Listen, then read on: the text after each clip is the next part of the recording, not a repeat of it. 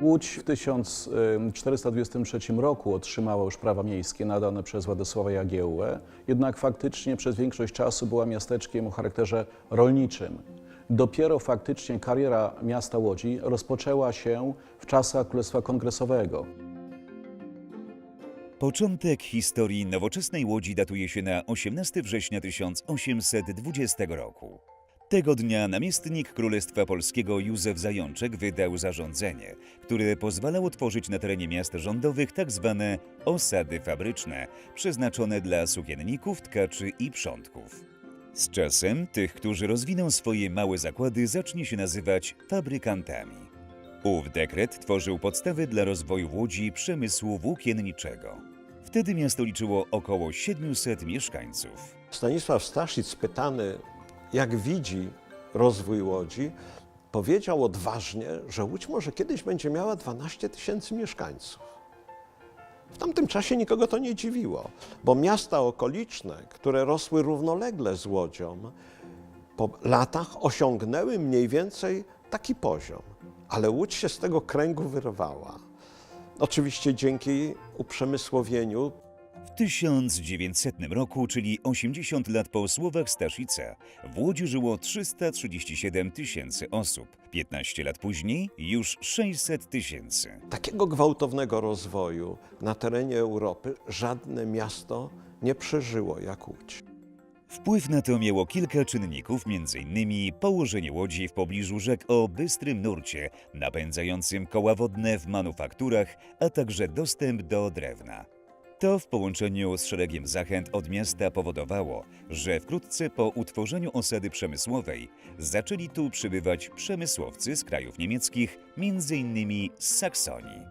Traugott i Karol Gromanowie byli jednymi z pierwszych Saksończyków, którzy spod Drezna przybyli do Królestwa Polskiego. Bracia Gromannowie, pochodzący z niemieckiej rodziny tkaczy, w latach 30. XIX wieku założyli w Zgierzu spółkę i wspólnie prowadzili tkalnię płócien i przędzalnię bawełny.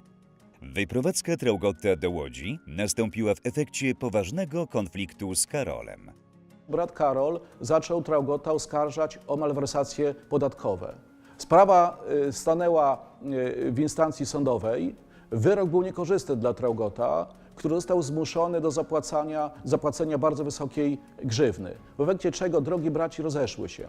I w 1841 roku Traugott wraz z rodziną przybył do Łodzi. Wydzierżawił tereny nad Jasieniem, nazywany Lamus, gdzie uruchomił przędzalnię mechaniczną. W tym czasie najpotężniejszym fabrykantem, nazywanym królem bawełny łódzkiej, był Ludwik Geyer. To on jako pierwszy zainstalował w swoich zakładach maszynę parową. Druga stanęła w fabryce Traugotta Gromana. Zatrudniał on wtedy 120 osób. Groman, Traugott zapoczątkował gwałtowną karierę rodziny, która związana była przede wszystkim właśnie z przemysłem włókienniczym. I w kolejnych dekadach jego potomkowie, czy syn Ludwik, czy wnuk Henryk, rozbudowali przedsiębiorstwo, które stało się jednym z najważniejszych przedsiębiorstw branży włókienniczej na terenie Łodzi. Sam Traugott żył i mieszkał dość skromnie. Początkowo w budynku fabrycznym, ale ogromny hałas pracujących tam krosen był nie do zniesienia. Wybudował więc domek tkacki przy ulicy Targowej 81, który niczym nie różnił się od domów innych rzemieślników. Dopiero po kilku latach zamieszkał w nowo wybudowanej willi przy ulicy Tylnej 14. Kolejną postawił jego syn. Traugott zmarł w 1874 roku. I dzisiaj istniejący tak zwany Pałac Gromanów, czy nazwany Willą Gromanów, to nie jego dzieło. To 7 lat po śmierci ojca w 1881 roku wystawił jego syn Ludwik. I to już jest taka siedziba rodowa Gromanów, która faktycznie była w ich rękach do 1945 roku. Ludwik przejął po ojcu interes. Jedyny syn Traugotta okazał się świetnym menedżerem.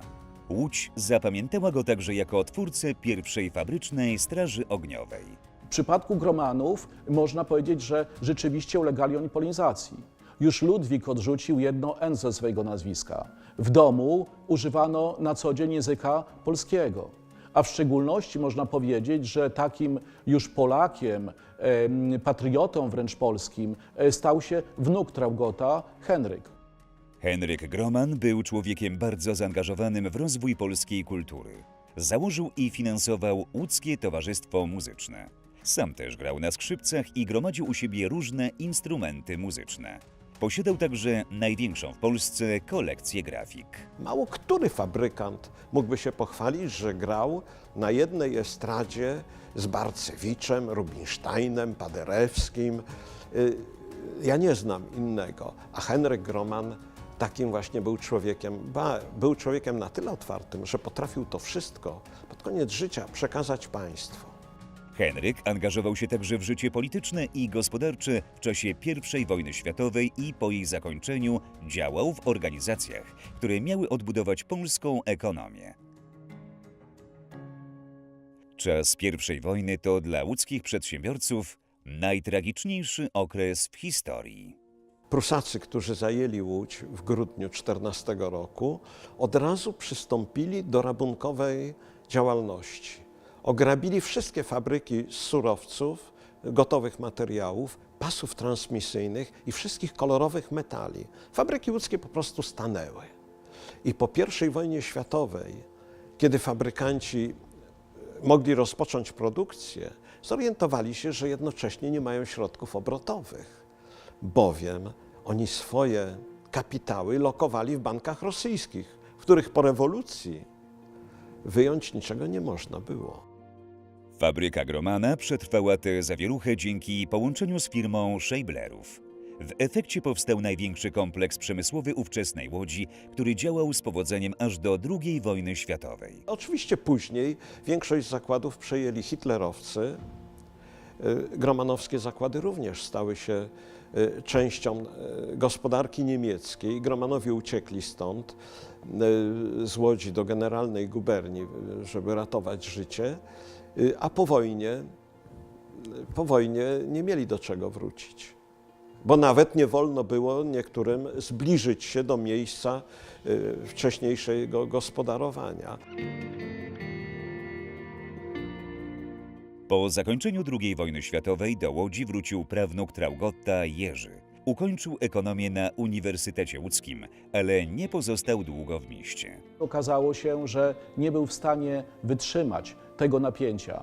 Patrzył na wielki majątek przejęty przez władze komunistyczne, Gromanów. Wykazywano mu jego burżuazyjne pochodzenie w czasach komunistycznych. Opuścił więc Łódź, wyjechał do Warszawy, tu się osiedlił i za Łodzią nie przepadał. Jerzemu trudno było pogodzić się z utratą majątku rodzinnego, ale także z faktem, że po transformacji ustrojowej w 1989 łódzki przemysł włókienniczy, który był kiedyś głównym czynnikiem miastotwórczym, zaczął popadać w ruinę.